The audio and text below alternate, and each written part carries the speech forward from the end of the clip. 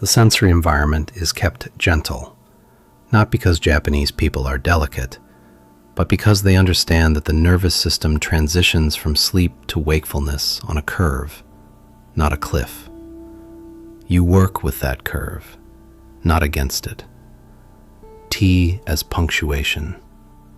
Green tea, ocha, appears at specific moments in the Japanese morning, not as a caffeine delivery system, but as punctuation, a moment of stillness between actions.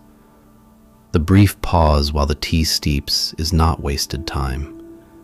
It is integrated stillness, a built-in pause that prevents the morning from becoming a blur of rushed actions strung together. The absence of comparison. The Japanese morning routine is deeply inward-facing. You are not performing it for social media. You are not comparing your routine to anyone else's. The practice is personal, private, consistent. This is fundamentally different from modern Western morning culture, which has become strangely public, streamed, posted, optimized for external validation. Physical appearance as respect. Getting dressed carefully, pressing clothes, polishing shoes, checking appearance, is not vanity in the Japanese morning. It is a form of respect. Respect for the people you will encounter. Respect for the spaces you will occupy. The care taken in appearance signals the care taken in character. In Japan, how you present yourself to the world in the morning is a statement of values. The role of repetition. The Japanese morning is almost exactly the same every day. This is not boring. This is powerful. Repetition removes friction. Repetition builds identity. When you do the same morning, day after day, you stop becoming someone who is trying to have a good morning, and you become someone who simply does. Community accountability. Japanese morning routines are rarely solitary by culture. Neighborhood radio exercise groups, school cleaning duties, company morning meetings. These structures mean that your morning is partly witnessed by neighbors, colleagues, classmates. This social dimension adds a layer of accountability that no app or alarm clock can replicate. Gratitude without performance. Many Japanese households include a brief expression of gratitude before the morning meal, itadakimasu, which translates roughly as, I humbly receive. This is not a lengthy gratitude practice. One breath, one phrase, one moment. But performed every single morning, it becomes a genuine orientation toward appreciation rather than entitlement. The exit is as important as the entrance. Leaving the home in the Japanese morning is treated with the same intentionality as entering it the night before. Shoes aligned, door locked with full attention, one final check. The act of leaving properly signals to the brain that you have transitioned completely. You are not carrying the home with you in a scattered, half-present state. What you don't do is as important as what you do. The Japanese morning is defined as much by absence as by presence. No social media in the first hour. No heavy news. No difficult conversations.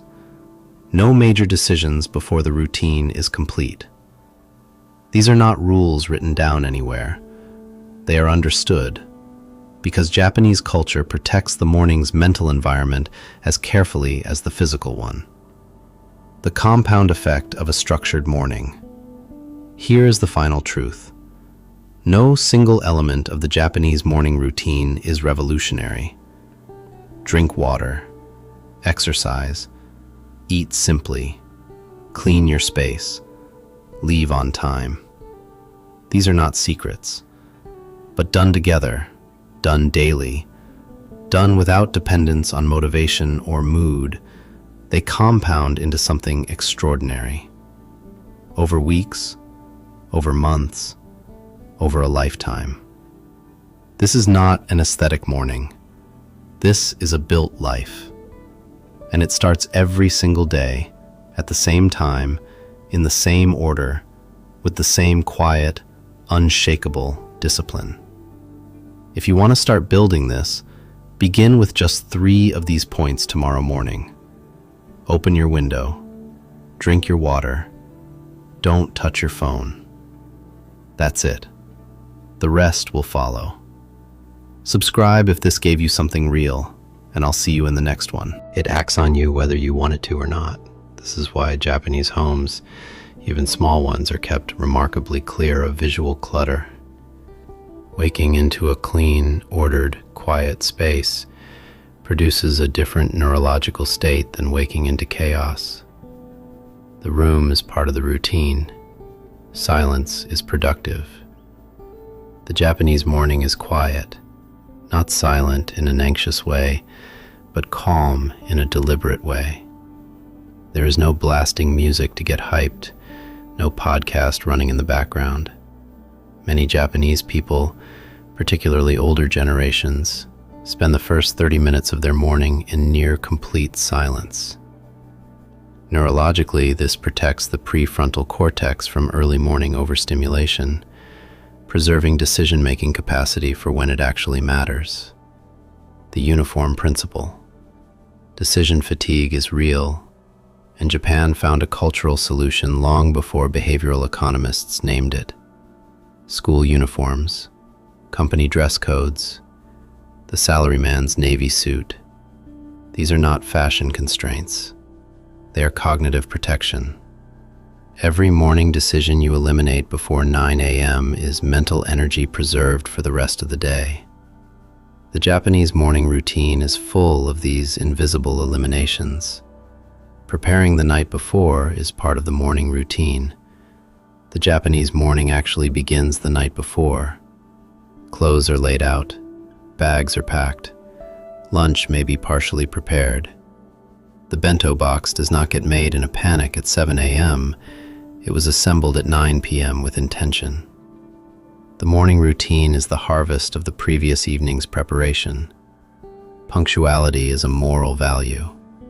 In Japan, being late is not an inconvenience. It is a moral failure, a sign that you did not respect other people's time, which means you did not respect other people. This cultural weight transforms the morning routine entirely. You do not rush because you're anxious. You do not rush at all because the routine was built to prevent rushing. The morning is engineered for exactly enough time to do everything properly. Walking to the station is not a commute. It is a transition. The walk from home to the train station, for millions of Japanese workers, is treated as a transitional ritual, a deliberate mental shift from home self to work self. Many people walk this route the same way, at the same speed, noticing the same things: a particular garden, a vending machine, a temple gate. This is not routine in the mundane sense. It is ritual in the psychological sense. Seasonal awareness starts in the morning. The Japanese concept of shun, seasonal living, enters the morning through small, deliberate choices. A seasonal ingredient in the miso soup, the weight of the jacket chosen for the morning air, opening the window to feel the day before looking at a weather app. These micro moments of present tense awareness ground the Japanese morning in the actual world, not a scheduled simulation of it. Children are taught the routine, not told. Japanese children do not receive a morning routine as a set of instructions. They absorb it by watching adults do it, day after day, year after year. By the time a Japanese child starts school, the morning structure is already biological. This is how culture transmits discipline, not through motivation, but through modeling. The bowing moment. Before leaving the home, many Japanese people pause at the genkan, the entryway, and perform a small, quiet moment of acknowledgement. Some bow slightly, Some straighten their shoes precisely. Some simply pause for one breath. This is a threshold ritual, a psychological line between the private self and the public world. It is one of the most powerful morning habits almost no one outside Japan knows about. No motivation required. Here is perhaps the most important insight in this entire video. Japanese morning discipline does not rely on motivation. It does not require you to feel good, feel ready, or feel inspired. The routine runs whether you feel like it or not, because it was never built on feelings. It was built on structure. Structure that has been practiced so many times, it no longer requires a decision to begin. The role of habit stacking. Every element of the Japanese morning is connected to the one before it. Wake. Open the window. Drink water. Stretch. Prepare breakfast. Eat. Clean. Dress. Leave. Each action triggers the next. This is what behavioral scientists now call habit stacking, and Japan has been doing it systemically at a cultural scale for generations. Minimal stimulation in the first hour.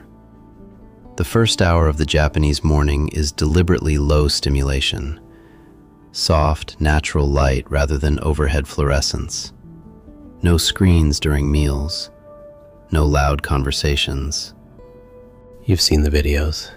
Soft light, matcha being whisked, a perfectly folded linen robe, someone journaling by a window while cherry blossoms fall outside. That is not a Japanese morning routine. That is a fantasy someone built about Japan and sold back to you. The real Japanese morning routine has been hiding in plain sight, practiced by millions of people right now. Salarymen, students, grandmothers, farmers. And it has almost nothing to do with aesthetics. It has everything to do with discipline. I spent months studying this, not from Pinterest boards, but from behavioral research, cultural anthropology, and conversations with people who actually live it. What I found completely changed how I think about mornings. Stay with me, because point number 7 alone might be worth your entire morning. The morning is sacred, not romantic. In Japan, the morning is not treated as an opportunity for self-expression. It's treated as the foundation of the entire day. And foundations are not decorative, they are structural. Japanese culture has a concept built into everyday language, asa no shukan, morning habits. Not morning mood, not morning vibes, habits, repeated, non-negotiable, daily. Waking time is non-negotiable. The average Japanese worker wakes between 5:30 and 6 a.m., not because an influencer told them to, but because the entire social infrastructure of Japan runs on it. Trains start, markets open, radio exercise begins. The country moves at a specific time, and you either move with it or fall behind. This collective rhythm creates external accountability that most Western morning routines completely lack. The first action is not your phone. In traditional Japanese homes, the first action of the morning is opening the windows, not checking notifications, not scrolling, opening windows. This single act, letting in outside air, natural light, and the sounds of the neighborhood, serves as a biological reset. It signals to your nervous system, the night is over, the day has begun. Water before everything, before food, before coffee, before conversation, a full glass, sometimes two, of room temperature water. The Japanese call this mizu o nomu, and it's so deeply embedded in daily life that most people don't even think of it as a health habit. It simply is what you do when you wake up. Science now confirms what Japan practiced for centuries. Overnight dehydration affects cognition, mood, and energy within minutes of waking. NHK Radio Taiso, 6 minutes, every morning since 1928. Every morning at 6:30 a.m., NHK Radio broadcasts a 6-minute exercise sequence.